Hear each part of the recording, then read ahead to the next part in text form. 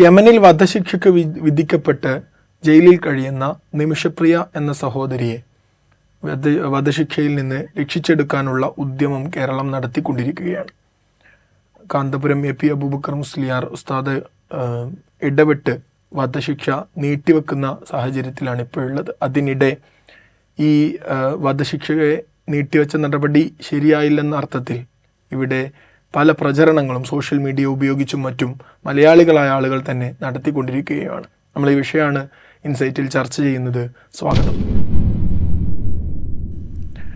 നിമിഷപ്രിയയെ തൂക്കുകയറിൽ നിന്ന് രക്ഷിച്ചെടുക്കാനുള്ള അവസാനത്തെ മണിക്കൂറുകളിൽ നടത്തിയ ഉദ്യമം, നമ്മൾ കേരളത്തിൽ എല്ലാവരും ചേർന്ന് നടത്തിയ ഉദ്യമം, അത് നമ്മൾ കണ്ടു. അതിനിടയിലാണ് ഇങ്ങനെയുള്ള ചില പ്രചരണങ്ങൾ സോഷ്യൽ മീഡിയ ഉപയോഗിച്ച്, ഫേസ്ബുക്ക് അക്കൗണ്ട് ഉപയോഗിച്ച് ആ കുടുംബത്തെ ബന്ധപ്പെട്ടൊക്കെ നടത്തിക്കൊണ്ടിരിക്കുന്നത്. വളരെ സങ്കീർണമായ ഉദ്യമത്തിനിടയിലും ഇങ്ങനെയുള്ള നീക്കം നടത്താൻ ഇവരെ പ്രേരിപ്പിച്ച ഘടകം എന്തായിരിക്കും? അതാരായാലും 3 തരത്തിലുള്ള ആളുകളുണ്ടെന്നാണ് ഞാൻ മനസ്സിലാക്കുന്നത്. ഒന്ന്, നമ്മളെ എന്താ പറയുക, എല്ലായ്പ്പോഴും കാണുന്നത് പോലെ തന്നെ സംഘപരിവാർ ഹാൻഡിലുകൾ. അവരുടെ ഒരു പ്രശ്നം എന്ന് പറഞ്ഞു കഴിഞ്ഞാൽ, കേന്ദ്ര സർക്കാർ ഈ കാന്തപുരം എ പി അബൂബക്കർ മുസ്ലിയാർ ഇടപെട്ട് അവസാന നിമിഷം ഇത് നീട്ടിവെപ്പിക്കുന്നതിന് തൊട്ട് മുമ്പ് സുപ്രീം കോടതിയിൽ കേന്ദ്ര സർക്കാർ പോയി പറയുന്നത് ഞങ്ങൾക്ക് ഇനിയൊന്നും ചെയ്യാനില്ല, ഇനിയൊന്നും ചെയ്യാൻ പറ്റില്ല എന്ന് കേന്ദ്ര സർക്കാർ പറയുന്നുണ്ട്. അപ്പോൾ സംഘപരിവാർ ഹാൻഡിലുകളെ സംബന്ധിച്ചും സംഘപരിവാറായിട്ടുള്ള ആളുകളെ സംബന്ധിച്ചും വിശ്വഗുരുവായിട്ടുള്ള നരേന്ദ്രമോദി നയിക്കുന്നൊരു സർക്കാരിന് സുപ്രീം കോടതി പോയിട്ട് ഇനി ഞങ്ങൾക്കൊന്നും ചെയ്യാൻ പറ്റില്ല എന്ന് പറഞ്ഞൊരു കാര്യത്തിൽ കാന്തപുരം എ പി അബൂബക്കർ മുസ്ലിയാരെ പോലുള്ള ഒരാൾ ഇടപെടുന്നു. അദ്ദേഹത്തിൻ്റെ സ്വാധീനം ഉപയോഗിച്ചുകൊണ്ട്, സ്വാധീനം എന്ന വാക്ക് തന്നെയാണ് ഞാൻ ഉപയോഗിക്കുന്നത്, സ്വാധീനം ഉപയോഗിച്ചുകൊണ്ട് അവിടുത്തെ അദ്ദേഹത്തിന് വളരെ അടുത്ത് പരിചയമുള്ള ഒരു പണ്ഡിതനുമായി സംസാരിക്കുന്നു. ആ പണ്ഡിതൻ്റെ ഇടപെടൽ വഴി തൽക്കാലത്തേക്ക് ഈ വധശിക്ഷ മാറ്റിവെക്കുന്നു. അപ്പോൾ സ്വാഭാവികമായിട്ടും വിശ്വഗുരു ഇടപെട്ടിട്ട് നടക്കാത്തൊരു കാര്യം, അല്ലെങ്കിൽ കേന്ദ്ര സർക്കാർ, നമ്മളൊന്ന് ആലോചിച്ച് നോക്കുക, ഉണ്ടാക്കി വെച്ചിരിക്കുന്നൊരു ഇമേജ് ഉണ്ടല്ലോ, എവിടെയും എന്തും സാധിക്കാൻ പാകത്തിൽ ശക്തമാണ് എന്നുള്ള മറ്റുള്ളൊരു ഇമേജ് ഉണ്ടാക്കി വെച്ചിട്ടുണ്ട്. അപ്പോൾ അവർക്ക് സാധിക്കാൻ കഴിയാത്തൊരു കാര്യം കേരളത്തിലിരുന്നുകൊണ്ട് ഒരാൾ ചെയ്യുന്നു എന്ന് വരുമ്പോൾ അവർക്കുണ്ടാകുന്ന ഒരു അസൂയയോ അസഹിഷ്ണുതയോ, അതാണ് ഒരു വിഭാഗം. അവരാണ് ഒരു പാർട്ടിൽ ആക്ട് ചെയ്യുന്ന ആളുകൾ. അവരുടെ ഒരു ആർഗ്യുമെൻ്റ് എന്ന് പറഞ്ഞു കഴിഞ്ഞാൽ, അതിൽ കൗതുകരമായൊരു കാര്യം എന്ന് പറഞ്ഞാൽ, അവർ ആർഗ്യൂ ചെയ്യുന്നത് ഇതൊരു ഹീനിയസ് ആയിട്ടുള്ളൊരു ക്രൈമാണ് നടന്നത്, അതിന് ശിക്ഷിക്കപ്പെട്ട ഒരാളെ രക്ഷിച്ചെടുക്കാൻ ശ്രമിക്കുന്നത് എന്തോ വലിയ പാതകമാണ് എന്നുള്ള മട്ടിലാണ് അവരുടെ ആർഗ്യുമെൻറ്റ്. അവരും അവരുടെ പിണിയാളുകളായിട്ടുള്ള ആളുകളും ഒക്കെ ആ ആർഗ്യുമെൻറ്റ് മുമ്പോട്ട് വയ്ക്കുന്നത്. അതൊരു വിഭാഗം. രണ്ടാമത്തെ വിഭാഗം ഈ കാസ പോലെയുള്ള ഗ്രൂപ്പുകളാണ്. അവരുടെ പ്രശ്നവും സമാനമാണ്. കാരണം വെച്ച് കഴിഞ്ഞാൽ അവർ കുറേ കാലം പറഞ്ഞുകൊണ്ടിരുന്നത് ഏതെങ്കിലും ഒരു റഹീമോ, ഏതെങ്കിലും ഒരു എന്താ പറയുക, മുഹമ്മദോ, അല്ലെങ്കിൽ ഏതെങ്കിലും ഒരു മറ്റേ മുസ്ലിം നാമധാരിയോ ഒരാളാണെങ്കിൽ ഇവിടെ രക്ഷിക്കാനായിട്ടുള്ള ഒരുപാട് ആളുകൾ രംഗപ്രവേശം ചെയ്യായിരുന്നു. ഇതിപ്പോൾ നിമിഷപ്രിയ ആയതുകൊണ്ടാണ് ആരും രക്ഷിക്കാൻ ശ്രമിക്കാത്തത് എന്നൊക്കെ പറഞ്ഞിട്ടാണ് ആർഗ്യുമെൻറ്റ് നടത്തിക്കൊണ്ട്. ആ ആർഗ്യുമെൻറ്റ് കുറേ കാലം നടന്നിരുന്നു. അതിനുശേഷം ഇപ്പോൾ കാന്തപുരം എ പി അബൂബക്കർ മുസ്ലിയാർ ഇടപെട്ടിട്ട് ഈ വധശിക്ഷ തൽക്കാലത്തേക്ക് മാറ്റിവെച്ചപ്പോൾ ഉടനെ അവർ രംഗപ്രവേശം ചെയ്യുന്നു. ഇതല്ല വേണ്ടത്, അല്ലെങ്കിൽ ഇതല്ല ശരി. അത് മാത്രമല്ല, ഇതുകൊണ്ടല്ല നടന്നത്, കേന്ദ്ര സർക്കാർ എന്തൊക്കെയോ കാര്യങ്ങൾ ചെയ്തുകൊണ്ടാണ് നടന്നത് എന്നുള്ള ആർഗ്യുമെൻറ്റുമായിട്ട് അവർ രംഗത്ത് വരും. കേന്ദ്ര സർക്കാരിന് സത്യം പറഞ്ഞാൽ ഒന്നും ചെയ്യാൻ പറ്റില്ല. കാരണം വെച്ച് കഴിഞ്ഞാൽ യമൻ എന്ന് പറയുന്ന സ്ഥലത്ത് കേന്ദ്ര സർക്കാരിന് ഒരു ഡിപ്ലോമാറ്റിക് ഡയലോഗ് നടത്താൻ പറ്റിയ ഒരു അന്തരീക്ഷം ഇപ്പോൾ നിലവിലില്ല. അത് സാധിക്കില്ല.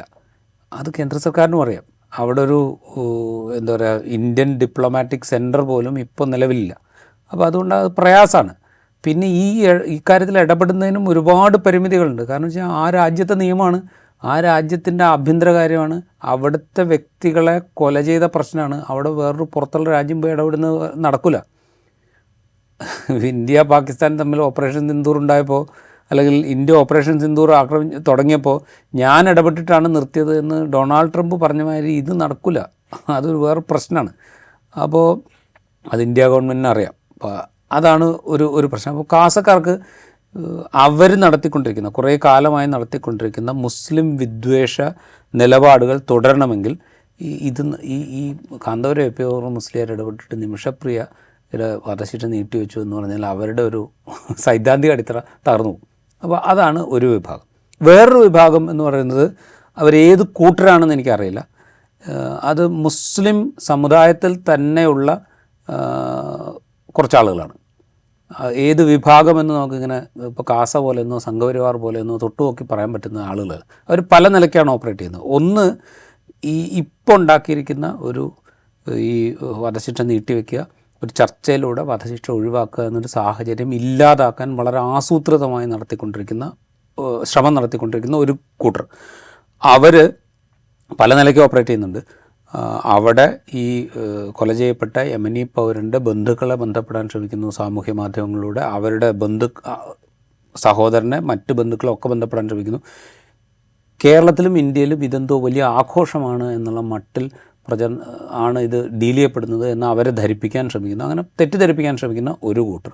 മറ്റൊരു കൂട്ടർ ഇത് യമനിലായതുകൊണ്ട് മാത്രമാണ് ഇടപെടുന്നത്, രാജ്യത്ത് നടക്കുന്ന മറ്റു കാര്യങ്ങളിലൊന്നും ഇടപെടുന്നില്ലല്ലോ എന്ന് വാദിക്കാൻ ശ്രമിക്കുന്ന വേറൊരു കൂട്ടർ. അവരാണ് ഇപ്പോൾ ബാംഗ്ലൂർ ജയിലിൽ കഴിയുന്ന സക്കറിയയുടെ ഇഷ്യൂ ഒക്കെ എടുത്ത്. സക്കറിയ ജയിലിൽ കഴിയുന്നത് അനീതിയാണ് എന്നുള്ള കാര്യത്തിൽ ഒരു തർക്കമില്ല. കാരണം എന്ന് വെച്ച് കഴിഞ്ഞാൽ വിചാരണ തടവുകാരനായിട്ട് എത്ര കാലമാണ് ഒരു ചെറുപ്പക്കാരൻ ജയിലിൽ കഴിയുക എന്നുള്ളൊരു ക്വസ്റ്റ്യൻ ഉണ്ട്. ഈ ക്വസ്റ്റ്യൻ കുറേ കാലമായിട്ട് നമ്മൾ ഡിസ്കസ് ചെയ്തുകൊണ്ടിരിക്കുന്നതാണ്. അത് മദനിയുടെ കാര്യത്തിൽ ഡിസ്കസ് ചെയ്തു, സക്കറിയുടെ കാര്യത്തിൽ ഡിസ്കസ് ചെയ്യുന്നു, ഇപ്പം മറ്റൊരുപാട് ആളുകളുടെ കാര്യത്തിൽ ഡിസ്കസ് ചെയ്തുകൊണ്ടിരിക്കുന്നു. പൂനെയിലൊക്കെ ജയിലിൽ കഴിയുന്ന നിരവധി മനുഷ്യന്മാരുടെ കാര്യത്തിൽ നമ്മൾ ഡിസ്കസ് ചെയ്തുകൊണ്ടിരിക്കുന്നുണ്ട്. അപ്പോൾ അതും ഇതുമായിട്ട് ഒരു കമ്പാരിസണില്ല. പക്ഷേ എന്നാലും അത് ഉയർത്തിക്കൊണ്ടുവരികയാണ്. കാരണം വെച്ചാൽ നിമിഷപ്രിയയുടെ കാര്യത്തിൽ യമനിലെ ഒരു കാര്യത്തിൽ ഇടപെടുന്ന കാന്തപുരം എ പി അബൂബക്കർ മുസ്ലിയാർ എന്തുകൊണ്ടാണ് സക്കറിയുടെ കാര്യത്തിൽ ഇടപെടാത്തതെന്ന് പറയുമ്പോൾ സമുദായത്തിനുള്ളിൽ ഒരു പ്രോബ്ലം ഉണ്ടാക്കാൻ എങ്ങനെയെങ്കിലും ഒരു വഴി ഉണ്ടാക്കാൻ പറ്റുമോ എന്ന് ആലോചിച്ചുകൊണ്ടിരിക്കുന്ന ഒരു വിഭാഗം. ഇങ്ങനെ 3 തരത്തിലാണ്, 3 or 4 തരത്തിലാണ് ഇതിനകത്ത് ഓപ്പറേഷൻ നടക്കുന്നത്. ബേസിക്കലി അത് ഈ വിഷയത്തിൽ ഇടപെടുകയും അവിടുത്തെ പണ്ഡിതനുമായി സംസാരിക്കുകയും അതിൽ തൽക്കാലത്തേക്ക് ഇത് മാറ്റിവെക്കാൻ തീരുമാനിച്ചിട്ടുണ്ട് എന്ന അറിയിപ്പ് കിട്ടുകയും ചെയ്തതിന് ശേഷം നടത്തിയ മാധ്യമപ്രവർത്തകരോട് നടത്തിയ സംഭാഷണത്തിൽ കാന്തപുരം എ പി അബൂബക്കർ മുസ്ലിയാർ പറയുന്നൊരു പ്രധാനപ്പെട്ട കാര്യമുണ്ട്. ഞാനിതൊരു മനുഷ്യൻ എന്നുള്ള നിലയ്ക്ക് ഇടപെട്ടതാണ്, ഒരു മനുഷ്യൻ്റെ കാര്യമാണ് എന്നുള്ള നിലയ്ക്ക് ഇടപെട്ടതാണ്, അത്രയേ ഉള്ളൂ ഇതിൽ. അത്രയും ലളിതമായിട്ടാണ് അദ്ദേഹം അത് പറയുന്നത്. അല്ലാതെ അദ്ദേഹം ഇതെന്തോ മഹത്തായ കാര്യം ചെയ്തു എന്നുള്ള മട്ടിലല്ല. ഒരു മനുഷ്യൻ്റെ ജീവൻ രക്ഷിക്കാൻ ഒരവസരമുണ്ടെങ്കിൽ അത് ഉപയോഗപ്പെടുത്താൻ ഞാൻ ശ്രമിച്ചു, അതിനപ്പുറം ഞാനൊന്നും ചെയ്യുന്നില്ല എന്ന് അദ്ദേഹം വളരെ കൃത്യമായിട്ട് പറയുന്നുണ്ട്. അത്രയേ ഉള്ളൂ ഇതിനകത്ത്. അതിനെ അട്ടിമറിക്കാൻ ശ്രമിക്കുന്നത് എന്തിനാണ് എത്ര ആലോചിച്ചിട്ട് നമുക്ക് മനസ്സിലാവില്ല. ഇപ്പം നിമിഷപ്രിയ കുറ്റം ചെയ്തിട്ടുണ്ടാകാം, അല്ലെങ്കിൽ ഉണ്ട്, അവരവിടെ ശിക്ഷിക്കപ്പെട്ടിട്ടുണ്ട്. ആ ശിക്ഷ നടപ്പാക്കിയതുകൊണ്ട് പ്രത്യേകിച്ച് നേട്ടമൊന്നും നമുക്കാർക്കും കിട്ടാനില്ലല്ലോ. അല്ലെങ്കിൽ അവരുടെ ദയാദാക്ഷിണ്യം കൊണ്ട് ഇപ്പോൾ ഈ ശിക്ഷ എങ്ങനെയാണ് ഒഴിവാകുക? ആ ഫാമിലി, അത് കൊല ചെയ്യപ്പെട്ട വ്യക്തിയുടെ ഫാമിലി ഇവരോട് ക്ഷമിച്ചു എന്ന് പറയണം, അല്ലേ? ഞങ്ങൾ അതിനോട് ക്ഷമ കാണിച്ചിരിക്കുന്നു, അതുകൊണ്ട് ഇവരെ വിട്ടയക്കുന്നതിന് ഞങ്ങൾക്ക് വിരോധമില്ല എന്ന് അവർ പറയണം. ഇത് ആദ്യമായിട്ടൊന്നും അല്ലല്ലോ ഇത് നടക്കുന്നത്. പല കേസുകളിൽ ഇത് നമ്മൾ കണ്ടിട്ടുണ്ട്. ഇപ്പോൾ സൗദി അറേബ്യയിൽ ജയിലിൽ കഴിയുന്ന റഹീമിൻ്റെ കാര്യത്തിൽ ഇതേപോലെ ആ ഫാമിലി ക്ഷമിച്ചു എന്ന് അറിയിക്കാൻ വേണ്ടിയിട്ട് വലിയ ക്യാമ്പയിൻ നടന്നു. അവർക്ക് നഷ്ടപരിഹാരമായി കൊടുക്കേണ്ട തുകയെക്കുറിച്ചുള്ള കണക്ക് വന്നു, അത് പിരിച്ചെടുക്കാൻ വലിയ ശ്രമം നടന്നു, അത് കൊടുത്തു. ഇതൊക്കെ നമ്മൾ കണ്ടാണ്, ഇത് ആദ്യമായിട്ടൊന്നുമല്ല. അപ്പോൾ ബേസിക്കലി ആ പണം കൊടുക്കുന്നതിന് മുമ്പ് സംഭവിക്കേണ്ടത് അവർ ക്ഷമിച്ചു എന്ന് പറയുക എന്നുള്ളതാണ്. അതിന് വേണ്ടിയിട്ടുള്ളൊരു ശ്രമമാണല്ലോ നടക്കുന്നത്. അപ്പോൾ എന്തിനാണ് ഒരാളെ ശിക്ഷിക്കുന്നത് എന്ന് നമ്മൾ ആദ്യം ബേസിക്കലി നമ്മളൊന്ന് ആലോചിച്ച് നോക്കിയാൽ മനസ്സിലാവും. ഒരു കുറ്റം ചെയ്താൽ ഒരാളെ ശിക്ഷിക്കുന്നത് അയാളുടെ ജീവിതം ഇല്ലാതാക്കാനല്ലോ, അയാളൊരു കറക്ഷണൽ പ്രോസസ്സിന് വേണ്ടിയിട്ടാണല്ലോ, തെറ്റ് തിരുത്താൻ വേണ്ടിയിട്ടാണല്ലോ ശിക്ഷ വരുന്നത്. ഇതേ സെയിം പ്രോസസ്സ് തന്നെയാണ് അവിടെ നടക്കുന്നത്. എന്തുകൊണ്ടാണ് ആ ഫാമിലിയുടെ ദയ, അല്ലെങ്കിൽ അവർ ക്ഷമിച്ചു എന്ന് പറഞ്ഞാൽ ഈ സ്ത്രീയെയോ പുരുഷനെയോ പുറത്തേക്ക് വിടുമ്പോൾ പിന്നീട് അവർ ജീവിക്കുന്ന കാലം മുഴുവൻ ഒരു ഫാമിലിയുടെ ക്ഷമിച്ചു എന്നുള്ളൊരു വാക്കുകൊണ്ടാണ് ഞാൻ ജീവിക്കുന്നത് എന്ന തോന്നൽ അവർക്കുണ്ടാകും. അത് മാത്രം മതി ഒരു മാനസാന്തരത്തിന് വേണ്ടി. ഇതാണ് ഇതിൻ്റെ കൺസെപ്റ്റ് വൈസ്. അപ്പോൾ ഇതിനെ നമ്മൾ എന്തിനാണ് എതിർക്കുന്നതെന്ന് എത്ര ആലോചിച്ചിട്ടും എനിക്ക് മനസ്സിലാകുന്നില്ല. അപ്പോൾ ഇതിനെ എതിർക്കുന്നതിന് 2-3 ഉദ്ദേശങ്ങളുണ്ട്. ഒന്ന്, എക്സിസ്റ്റ് ചെയ്തുകൊണ്ടിരിക്കുന്ന കമ്മ്യൂണൽ ഡിവിഷൻ എന്ന് പറയുന്ന അതിനുവേണ്ടി ശ്രമിച്ചുകൊണ്ടിരിക്കുന്ന ആളുകൾ, അത് സംഘപരിവാറാണെങ്കിലും കാസയാണെങ്കിലും ഒക്കെ, അവർക്കത് മുന്നോട്ട് കൊണ്ടുപോകണം. അതിന് വേണ്ടിയിട്ടുള്ള ഒരു ശ്രമം. മറ്റൊന്ന്, ഈ സമുദായത്തിനുള്ളിൽ ഭിന്നിപ്പുണ്ടാക്കാൻ ശ്രമിക്കുന്ന ആളുകൾ, അവർക്കതും മുന്നോട്ട് കൊണ്ടുപോകണം. അതിനുള്ള ശ്രമമാണ് സത്യത്തിൽ നടക്കുന്നത്. ഭാഗ്യവശാൽ ഇതിലൊന്നും ഇതിന് ഈ കേസ് ഒഴിവാക്കി കൊടുക്കുക, അല്ലെങ്കിൽ വധശിക്ഷ ഒഴിവാക്കി കൊടുക്കാൻ ശ്രമിച്ച വ്യക്തിയോ അദ്ദേഹവുമായ അടുത്ത ആളുകളോ ഇതിലൊന്നും പിടികൊടുക്കുന്നില്ല എന്നുള്ളത് സത്യം പറഞ്ഞാൽ ശുഭോദർക്കമായ കാര്യമായിട്ടാണ് എനിക്ക് തോന്നുന്നത്. കാരണം അവർ അതിനോടൊന്നും റിയാക്ട് ചെയ്യാൻ തയ്യാറില്ല. ഞങ്ങൾ ചെയ്യേണ്ട പണി ഞങ്ങൾ ചെയ്തു, ബാക്കിയുള്ള കാര്യങ്ങൾക്ക് വേണ്ടി ഞങ്ങൾ വെയിറ്റ് ചെയ്തുകൊണ്ടിരിക്കുന്നു. നിങ്ങൾ എന്ത് പറഞ്ഞാലും ഈ വധശിക്ഷ ഒഴിവാക്കാൻ കഴിയുമെങ്കിൽ കഴിയട്ടെ, അതിനുള്ള ശ്രമങ്ങൾ ഞങ്ങൾ തുടരും. ഇത്രയും കാര്യത്തിൽ അവർ ഉറച്ചു വെക്കുന്നുണ്ട്. അത് വളരെ ശുഭോദർക്കമായ കാര്യമായിട്ടാണ് എനിക്ക് തോന്നുന്നത്. ഈ ഇങ്ങനെ ഒരു ഇപ്പോൾ നമ്മുടെ ഒരു സഹോദരി തൂക്കുകയറിൻ്റെ അടുത്ത് നിൽക്കുന്ന ഒരു സമയത്ത് എല്ലാവരും ഇങ്ങനെ ശ്രമിച്ച് നമ്മൾ ഒരു താൽക്കാലിക ആശ്വാസം എന്നുള്ള നിലയ്ക്ക് വധശിക്ഷ നീട്ടിവെക്കുന്ന ഒരു നടപടിയെങ്കിലും കിട്ടിയല്ലോ. അപ്പോൾ ഈ ഒരു സാഹചര്യത്തിൽ ഇതിൻ്റെ ക്രെഡിറ്റ് എടുക്കുക എന്നുള്ളൊരു ചർച്ച തന്നെ അതൊരു അനുചിതമായി തോന്നുന്നില്ലേ? ക്രെഡിറ്റ് എടുക്കുക എന്നുള്ള ചർച്ച ഒരു തരത്തിൽ ലോജിക്കലായിട്ടുള്ളൊരു ചർച്ചയല്ല അത്. ഇതിന് ഉദ്യമിച്ച ആളുകൾ തന്നെ അതിൻ്റെ ക്രെഡിറ്റ് എടുക്കാൻ ശ്രമിക്കുന്നില്ല. അദ്ദേഹം പറയുന്നത് ഞാൻ ഒരു മനുഷ്യൻ്റെ കാര്യമായതുകൊണ്ട് ഇടപെട്ടു എന്ന് പറഞ്ഞ് അദ്ദേഹം മാറി നിൽക്കുക ചെയ്യുന്നത്. ഇനി അദ്ദേഹം ക്രെഡിറ്റ് എടുത്തു എന്ന് തന്നെ വിചാരിക്കുക, അതിലെന്താണ് ഇത്രമാത്രം വലിയ കുഴപ്പമെന്ന് എനിക്ക് മനസ്സിലാകുന്നില്ല. കാരണം വെച്ച് കഴിഞ്ഞാൽ ഇപ്പോൾ വി മുരളീധരനെ പോലെ കഴിഞ്ഞ സർക്കാരിൽ കേന്ദ്ര വിദേശകാര്യ സഹമന്ത്രിയായിരുന്ന അദ്ദേഹം പറഞ്ഞത് കഴിഞ്ഞ 5 വർഷമായിട്ട് ഞങ്ങൾ ശ്രമിച്ചുകൊണ്ടിരിക്കുന്നു, അതുകൊണ്ടാണ് ഇത് കഴിഞ്ഞ 5 വർഷമായിട്ട് ശ്രമിച്ചിട്ടും ഇത് ഒഴിവാക്കാൻ സാധിച്ചില്ല എന്നുള്ളൊരു വസ്തുത അവിടെയുണ്ട്. 5 വർഷമായിട്ട് ഇന്ത്യയെ പോലെ വലിയൊരു രാജ്യം, വിശ്വഗുരുവിനെ പോലെ ഒരാൾ നയിച്ചുകൊണ്ടിരിക്കുന്ന ഒരു രാജ്യം ശ്രമിച്ചിട്ട് ഈ വധശിക്ഷ ഒഴിവാക്കാൻ പറ്റില്ല എന്നാണ് അദ്ദേഹം പറയാതെ പറയുന്നത്. അവിടെയാണ് നാളെ രാവിലെ നടത്താൻ പോകുന്നു എന്ന് തീരുമാനിച്ചൊരു സംഗതി തൽക്കാലത്തേക്കെങ്കിലും മാറ്റിവെപ്പിക്കാൻ ഒറ്റ ഫോൺ കോളിലോ ഒരു കമ്മ്യൂണിക്കേഷനിലോ ഇവിടെ ഇരിക്കുന്ന ഒരാൾക്ക് സാധിക്കുന്നത്. അതൊരു ക്രെഡിറ്റ് തന്നെ, ഒരു തർക്കമല്ല കാര്യത്തിൽ. അതിന് ക്രെഡിറ്റ് ഏറ്റെടുക്കാൻ ശ്രമിച്ചാൽ അതിലൊരു പരാതിയും പറഞ്ഞിട്ടൊരു കാര്യമില്ല. ആ ക്രെഡിറ്റ് ഏറ്റെടുക്കാൻ ശ്രമിക്കുന്നില്ല എന്നുള്ളത് വേറൊരു കാര്യം. ഇനി നമ്മളൊരു കുറച്ചുകൂടെ വിശാലമായിട്ട് ചിന്തിച്ചാൽ നമ്മൾ ഇന്ത്യയുടെ കാര്യം തന്നെ എടുക്കുക. പല വധശിക്ഷകളും മാറ്റിവെക്കുന്നതിന് വേണ്ടിയിട്ട് അല്ലെങ്കിൽ ഒഴിവാക്കുന്നതിന് വേണ്ടിയിട്ട് അർദ്ധരാത്രി ഹിയറിംഗ് നടത്തിയ ചരിത്രമുണ്ട് ഇന്ത്യ മഹാരാജ്യത്ത്. ഒന്ന് യാക്കൂബ് മെമനാണ്. യാക്കൂബ് മെമൻ എന്ന് പറഞ്ഞു കഴിഞ്ഞാൽ മുംബൈ ഭീകരാക്രമണത്തിൽ ഗൂഢാലോചന നടത്തിയതിൽ പങ്കാളിയായതിന് വധശിക്ഷയ്ക്ക് വിധിക്കപ്പെട്ട ആളാണ് യാക്കൂബ് മെമൻ. യാക്കൂബ് മെമൻ്റെ വധശിക്ഷ നടപ്പാക്കുന്നതിൻ്റെ തലേ ദിവസം രാത്രി സുപ്രീം കോടതി പ്രത്യേക ഹിയറിംഗ് ചേർന്നിട്ട് ഈ വധശിക്ഷ മാറ്റിവെക്കാൻ കഴിയുമോ ഇല്ലയോ എന്ന് പരിശോധിക്കുന്നത്. എന്തിനു വേണ്ടിയിട്ടാണ്? ഒരു മനുഷ്യൻ്റെ ജീവൻ നഷ്ടപ്പെടുത്താതിരിക്കാൻ പറ്റുമെങ്കിൽ ആ അവസരം, ആ ഒരു ചാൻസ് നമ്മൾ നഷ്ടപ്പെടുത്തരുതെന്ന് വിചാരിച്ചിട്ടാണ് സുപ്രീം കോടതി രാത്രി ഇരുന്ന് ഹിയറിംഗ് നടത്തുന്നത്. അത് വിടുക, അത് പിന്നെ രാജ്യദ്രോഹമായൊരു കാര്യമാണ്. അതുകൊണ്ട് നമ്മളതിനെ ആ കണ്ണിലൂടെ കണ്ടാൽ മതി. സുരേന്ദ്ര കോളി എന്ന് പറയുന്ന ഡൽഹിയിൽ അവനവൻ്റെ വീട്ടിലേക്ക് ആളുകളെ വിളിച്ചു വരുത്തി കൊല ചെയ്ത് സെപ്റ്റിക് ടാങ്കിലും മറ്റേ ഈ മാലിന്യം ഒഴുക്കി വിടുന്ന കുഴലിലും ഒക്കെ കഷ്ണങ്ങളാക്കി നിക്ഷേപിച്ച മനുഷ്യനെ വധശിക്ഷയ്ക്ക് വിധിച്ചപ്പോൾ ആ വധശിക്ഷ നടപ്പാക്കുന്നതിൻ്റെ തലേന്നും സുപ്രീം കോടതി ഇതേപോലെ ഹിയറിംഗ് കേൾക്കുന്നുണ്ട്. ഹിയറിംഗ് കേട്ടിട്ട് ഈ വധശിക്ഷ ഒഴിവാക്കാനാകുമോ എന്ന് എന്തിനാണ് സുപ്രീം കോടതി അങ്ങനെ ഒരു ഇന്ത്യ മഹാരാജ്യത്ത് രാഷ്ട്രപതി ദയാഹർജി തള്ളിയ കേസാണെന്ന് ആലോചിക്കണം. എന്നിട്ടാണ് സുപ്രീം കോടതി ഇത് കേൾക്കുന്നത് ഈ 2 കേസിലും. അതുമാത്രമല്ല, നിർഭയ കേസിലും ഉണ്ടായി ഇതേപോലെ. നിർഭയ എന്ന് പറഞ്ഞു കഴിഞ്ഞാൽ രാജ്യത്താകമാനം രോഷം വലിയ തോതിൽ അണപൊട്ടിയൊരു കേസാണ് നിർഭയ കേസ്. ആ കേസിൽ പ്രതികളെ വധശിക്ഷയ്ക്ക് വിധേയരാക്കുന്നതിൻ്റെ തലേ ദിവസം സുപ്രീം കോടതി ഇതേപോലെ ഹർജി കേൾക്കുന്നുണ്ട്. എന്തിനാണ് കേൾക്കുന്നത്? ഇതെങ്ങനെയെങ്കിലും ഒഴിവാക്കാൻ കഴിയുമെങ്കിൽ ഒഴിവാക്കാൻ പറ്റുമോ എന്ന് ആലോചിക്കാൻ വേണ്ടിയിട്ട്. ഇതൊരു രീതിയാണ്. കാരണം വെച്ചാൽ ഒരു ജീവൻ സംരക്ഷിക്കുക എന്നുള്ളതാണ് ഒരു പ്രധാനപ്പെട്ട സംഗതി. അതിനെ ഇല്ലാതാക്കുക എന്ന് പറയുന്നത് അത്ര എളുപ്പമായ കാര്യമാണ് പലപ്പോഴും. രക്ഷിക്കുക എന്നുള്ളതാണ് ബുദ്ധിമുട്ടുള്ള കാര്യം. അതിന് വേണ്ടിയിട്ടാണ് സുപ്രീം കോടതി ഇതൊക്കെ ശ്രമിക്കുന്നത്. അപ്പോൾ ഇതൊരു പുതിയ കാര്യമല്ല.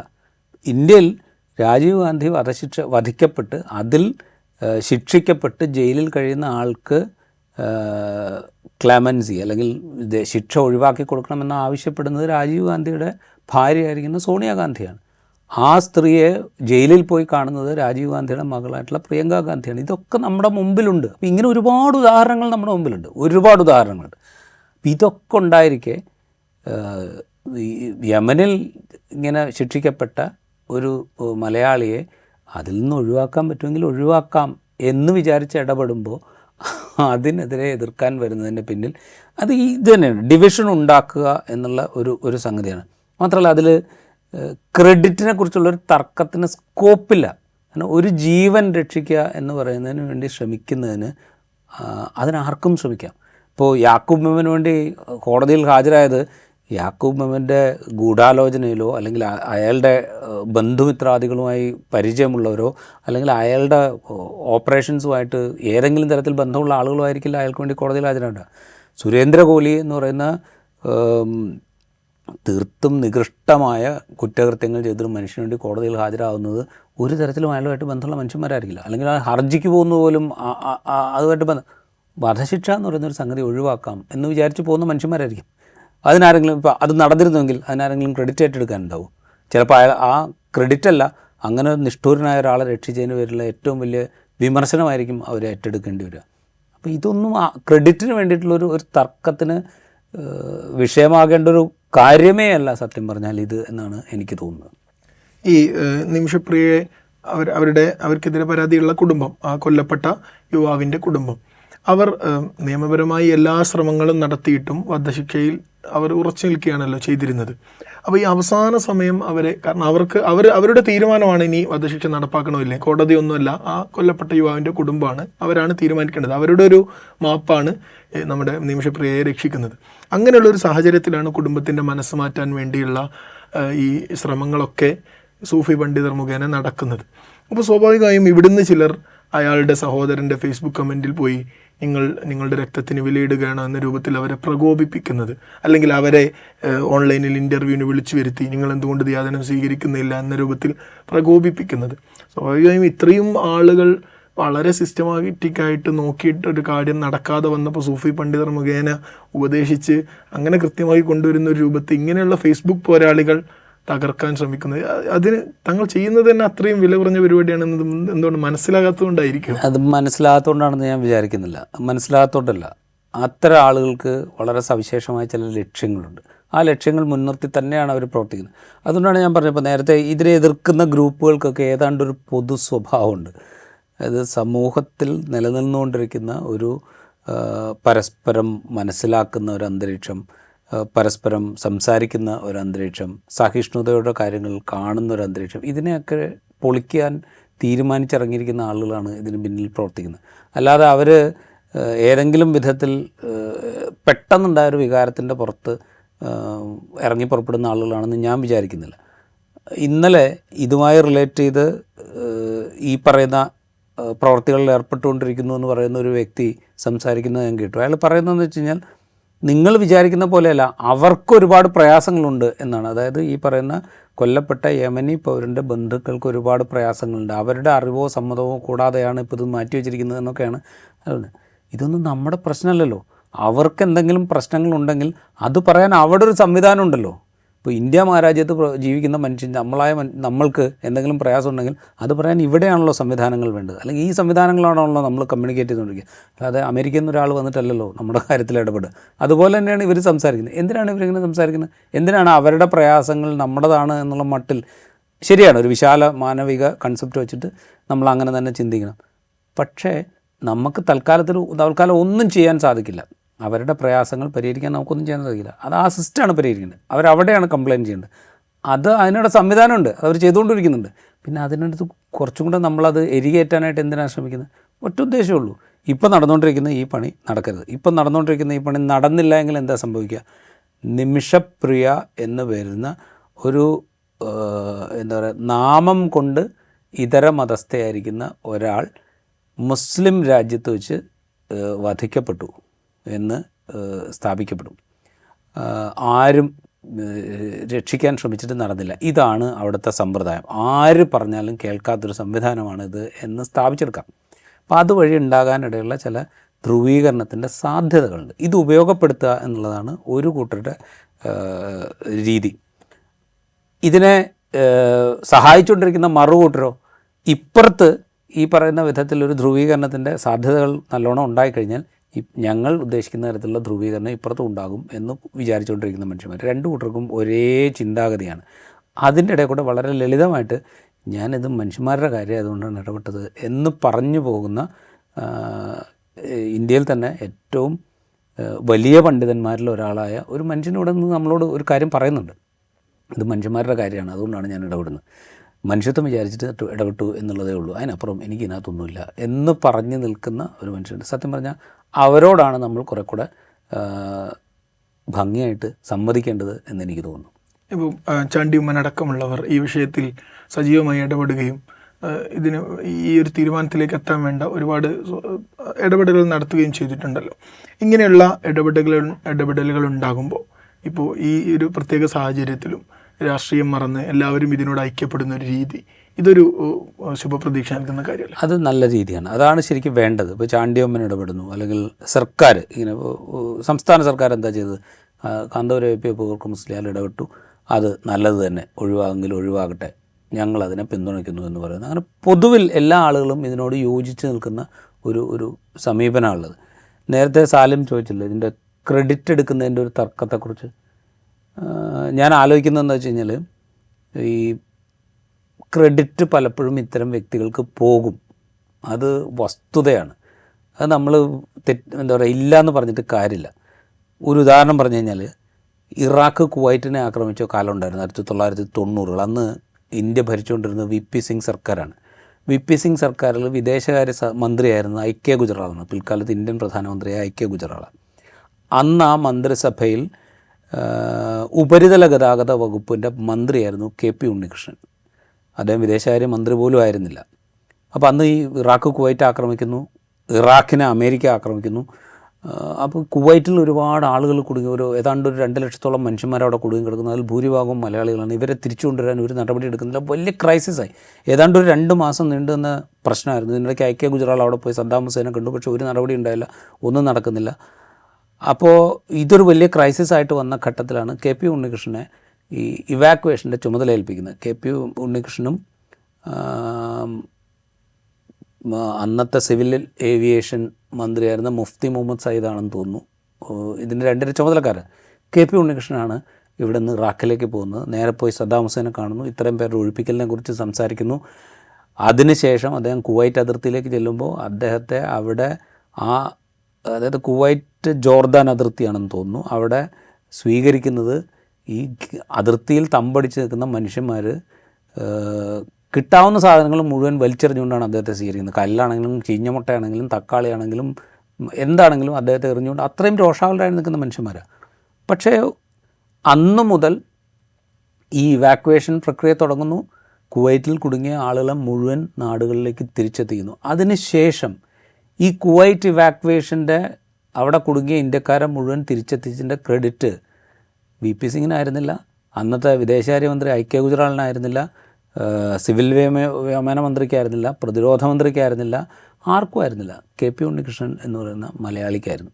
കാരണം എന്താ വെച്ച് കഴിഞ്ഞാൽ, സദ്ദാം ഹുസൈനോട് മാത്രമായിരിക്കില്ല KP ഉണ്ണികൃഷ്ണൻ സംസാരിച്ചിട്ടുണ്ടാവുക, വേറെ പല ആളുകളോട് സംസാരിച്ചിട്ടുണ്ടാവും, ചിലപ്പോൾ നോൺ സ്റ്റേറ്റ് ആക്ടേഴ്സ് ആയിട്ടുള്ള ആളുകളോട് സംസാരിച്ചിട്ടുണ്ടാവും, പലരോടും സംസാരിച്ചു. പക്ഷേ ഇവാക്വേഷൻ സാധ്യമാക്കി എന്നുള്ളതുകൊണ്ടാണ് KP ഉണ്ണികൃഷ്ണൻ അതിൻ്റെ ക്രെഡിറ്റ് കിട്ടുന്നത്. ഇതേ സിറ്റുവേഷൻ 2004 ആദ്യത്തെ UPA സർക്കാർ അധികാരത്തിൽ വന്നതിൻ്റെ തൊട്ട് പുറകെ ഉണ്ടാകുന്നുണ്ട്. അന്ന് ഈ ഇന്ത്യക്കാരും കെനിയക്കാരും ഒക്കെ ആയിട്ടുള്ള കുറേ ട്രക്ക് ഓടിക്കുന്ന ആളുകളെ, അന്നും ഇതേപോലെ ഇറാഖാണ് കേന്ദ്രം, ഇറാഖിലേക്ക് അമേരിക്കയുടെ അധിനിവേശം വരുന്നു, കൺഫ്യൂഷൻസ് ഉണ്ടാകുന്നു. ഇന്ത്യക്കാരും കെനിയക്കാരുമായിട്ടുള്ള കുറേ ട്രക്ക് ഓടിക്കുന്ന ആളുകളെ അവിടെ ബന്ദികളാക്കുന്നു. അപ്പോൾ ഇതെങ്ങനെ പരിഹരിക്കും, എങ്ങനെ ഇടപെടും എന്നുള്ളതിനെക്കുറിച്ച് വലിയ കൺഫ്യൂഷൻ ഉണ്ടാകുന്നു. ആദ്യം ഒരു നടപടി ഉണ്ടാകുന്നില്ല. അതോടെ ഈ ബന്ധുക്കൾ, ഈ ട്രക്ക് ഡ്രൈവർമാരുടെ ബന്ധുക്കളൊക്കെ കൂടെ വലിയ പ്രശ്നം ഉണ്ടാക്കുന്നു. അവരുടെ രോദനങ്ങൾ മാധ്യമങ്ങളിലൂടെ വരുന്നു, രാജ്യം ഇടപെടുന്നില്ല എന്നുള്ള പ്രശ്നം വരുന്നു. അപ്പോഴാണ് അന്ന് വിദേശകാര്യ വകുപ്പിൻ്റെ സഹമന്ത്രിയായിരുന്ന അഹമ്മദിനെ ഡോക്ടർ മൻമോഹൻ സിംഗ് ഇറാഖിലേക്ക് അയക്കുന്നു. ഇറാഖിലേക്കാണോ അതോ ബഹ്റൈനിലേക്കാണോ എന്ന് എനിക്ക് ഓർമ്മയില്ല, ഏതോ ഒരു ഗൾഫ് രാജ്യത്തേക്ക് അയക്കുന്നു, അല്ലെങ്കിൽ ഇതിൽ ഇടപെടാൻ പറയുന്നു. അദ്ദേഹം പോകുന്നത് ഈ പറയുന്ന ഗൾഫ് രാജ്യങ്ങളിലൊന്നാണ്. അവിടെ വെച്ചുകൊണ്ട് അദ്ദേഹം ഈ പറയുന്ന അന്ന് ഈ ട്രക്കേഴ്സിനെ തടവിലാക്കിയിരിക്കുന്നത് നോൺ സ്റ്റേറ്റ് ആക്ടേഴ്സാണ്, അതായത് തീവ്രവാദി ഗ്രൂപ്പ്, ചെറിയ ഫ്രിഞ്ച് എലിമെൻറ്റ് ഗ്രൂപ്പുകളാണ്, ഏതോ ഒന്നാണ്. അവരുടെ ആവശ്യം ആ ഓപ്പറേറ്റ് ചെയ്തുകൊണ്ടിരിക്കുന്ന കമ്പനി അവിടെ വിട്ടു പോകണം എന്നുള്ളതാണ്. അവരോട്, ആ ഗ്രൂപ്പിനോട് അദ്ദേഹം അറബിക്കിൽ സംസാരിക്കുന്നു, ഒരു അഭ്യർത്ഥന നടത്തുന്നു. ഇന്ത്യയും ഇറാഖും തമ്മിലുള്ള പൂർവ്വകാല ബന്ധത്തെക്കുറിച്ചൊക്കെ സംസാരിച്ചുകൊണ്ടുള്ള ഒരു അറബിക്കിലുള്ള ഒരു മെസ്സേജ് അദ്ദേഹം കൊടുക്കുന്നു. ഇത് വലിയ തോതിൽ വിമർശിക്കപ്പെട്ടു. എന്താ പറയുക, ഇന്ത്യയുടെ അഭിമാനം പണയം വെച്ചുകൊണ്ടാണ് ഇങ്ങനെ അറബിക്കിൽ സംസാരിച്ചതെന്നൊക്കെ പറഞ്ഞിട്ട് വലിയ ഹ്യൂ ആൻഡ് ക്രൈ ഉണ്ടാകുന്നു. എന്തായാലും കുറച്ച് സമയത്തിനുള്ളിൽ ഈ മിലിറ്റൻറ്റ് ഗ്രൂപ്പ് ഇന്ത്യക്കാരെ മാത്രമല്ല കെനിയക്കാരായ ആളുകളെയും ഒക്കെ മോചിപ്പിക്കുന്നു. അവർ നാട്ടിൽ തിരിച്ചു വരുന്നു. അതിൽ ഈ അന്ന് ട്രക്ക് ഡ്രൈവേഴ്സായിട്ട് അവിടെ കുടുങ്ങിയ മനുഷ്യന്മാരുടെ പേര് എനിക്കിപ്പോഴും ഓർമ്മയുണ്ട്. ഒന്ന് അന്തര്യാമി എന്നാണ്, ഒന്ന് തിലക് രാജ് എന്നാണ്, ഒന്ന് സുഖ്ദേവ് സിംഗ് എന്നാണ്. ഈ 3 മനുഷ്യന്മാർ തിരിച്ചു വരുന്നു. തിരിച്ചു വരുമ്പോൾ സ്വീകരിക്കുന്നത് അഹമ്മദും ഫാമിലിയും ഒക്കെ കൂടിയായിട്ടാണ് അവിടെ സ്വീകരിക്കുന്നത്. അപ്പോൾ ഇത് നേരത്തെ നടന്നിട്ടുണ്ട്. അപ്പോൾ അതിൻ്റെ ക്രെഡിറ്റ് അന്ന് UPA സർക്കാരാണ് അധികാരത്തിലിരിക്കുന്നത്. ഡോക്ടർ മൻമോഹൻ സിംഗ് ആണ് പ്രധാനമന്ത്രി. മൻമോഹൻ സിംഗിന് ഇൻ്റർനാഷണൽ കമ്മ്യൂണിറ്റിയിലുള്ളൊരു സ്വീകാര്യത നമുക്കറിയാം. പക്ഷേ അതിൻ്റെ ക്രെഡിറ്റ് പോയത് അഹമ്മദിനാണ്. KP ഉണ്ണികൃഷ്ണനും അഹമ്മദിനും സമാനമായ വിധത്തിൽ, എന്നുവെച്ചാൽ അന്ന് ഗവൺമെൻറ്റിൻ്റെ സപ്പോർട്ടുണ്ട്. KP ഉണ്ണികൃഷ്ണൻ ഒറ്റയ്ക്കല്ല അവിടെ ഓപ്പറേറ്റ് ചെയ്യുന്നത്. ഇന്ത്യ ഗവൺമെൻറ്റിൻ്റെ സപ്പോർട്ടുണ്ട്, ഇന്ത്യയെ പിന്തുണയ്ക്കുന്ന മറ്റു രാജ്യങ്ങളുടെ സപ്പോർട്ടുണ്ട്, എല്ലാം ഉണ്ട്. പക്ഷേ ക്രെഡിറ്റ് പോകുന്നത് KP ഉണ്ണികൃഷ്ണൻ എന്ന് പറയുന്ന മനുഷ്യനാണ്. അഹമ്മദ് അവിടെ നിന്ന് ഓപ്പറേറ്റ് ചെയ്യുമ്പോഴും അന്ന് UPA ഗവൺമെൻറ്റുണ്ട്, ഡോക്ടർ മൻമോഹൻ സിംഗ് പ്രധാനമന്ത്രിയാണ്, ഇന്ത്യക്ക് അന്താരാഷ്ട്ര തലത്തിൽ വലിയ സ്വീകാര്യതയുണ്ട്, ഇതിൻ്റെ ഒക്കെ പിന്തുണ. പക്ഷേ ക്രെഡിറ്റ് പോകുന്നത് അഹമ്മദിനാണ്. അതുപോലെ തന്നെയാണ് ഇവിടെയും സംഭവിക്കുക. ഇന്ത്യയിൽ ഇരുന്നുകൊണ്ടാണ് കാന്തപുരം AP അബൂബക്കർ മുസ്ലിയാർ യമനിലുള്ള പണ്ഡിതനുമായിട്ട് സംസാരിക്കുന്നത്, അവരിടപെടുന്നതെന്ന് പറയുമ്പോൾ അതിൻ്റെ ക്രെഡിറ്റ് രാജ്യത്തിനൂടെ സ്വന്തമാക്കാവുന്നതാണ്. അതിന് പകരം കാന്തപുരം AP അബൂബക്കർ മുസ്ലിയാർക്കുള്ള ക്രെഡിറ്റ് അത് രാജ്യത്തിനുള്ള ക്രെഡിറ്റ് കൂടിയാണ് എന്ന് മനസ്സിലാക്കുന്നതിന് പകരം അതിനെ മറ്റു രീതിയിൽ ചിത്രീകരിക്കാനാണ് ഇപ്പോൾ ശ്രമിച്ചുകൊണ്ടിരിക്കുന്നത്. അത് ഞാൻ നേരത്തെ പറഞ്ഞ പോലെ എങ്ങനെയാണോ ധ്രുവീകരണം ഉണ്ടാക്കി മുതലെടുക്കാൻ ശ്രമിക്കുന്നത് അതിനുള്ളൊരു ശ്രമമായിട്ട് മാത്രമേ നമുക്ക് കാണാൻ പറ്റുള്ളൂ. റൈറ്റ്. നിമിഷപ്രിയയെ മോചിപ്പിക്കുക എന്നതാണ് അടുത്തൊരു ലക്ഷ്യം. അതിലേക്കുള്ള ശ്രമം ഒരുപക്ഷെ കാന്തപുരം AP അബൂബക്കർ മുസ്ലിയാരുടെ നേതൃത്വത്തിൽ അവിടെ നടക്കുന്നുണ്ടായിരിക്കാം. പക്ഷേ ഇങ്ങനെയുള്ള വർഗീയ പ്രചരണത്തിലൂടെ, വിദ്വേഷ പ്രചരണത്തിലൂടെ, സോഷ്യൽ മീഡിയ ഒക്കെ ഉപയോഗിച്ച് നടത്തുന്ന ഈ പ്രചരണങ്ങളിലൂടെ കേരളം മുഴുവൻ ഏറ്റെടുത്ത, രാജ്യം മുഴുവൻ ഏറ്റെടുത്ത ഈ ഉദ്യമത്തിന് തുരങ്കം വെക്കുകയാണ് ചെയ്തുകൊണ്ടിരിക്കുന്നത്. അത് നമ്മളെ പ്രതിസന്ധിയിലാക്കി മാറ്റും. അതുകൊണ്ട് തന്നെ ഇത്തരക്കാരെ ഒറ്റപ്പെടുത്തേണ്ടത് അനിവാര്യമാണ്. ഈ ഇൻസൈറ്റ് ഇവിടെ പൂർണ്ണമാകുന്നു. മറ്റൊരു എപ്പിസോഡുമായി വീണ്ടും കാണാം.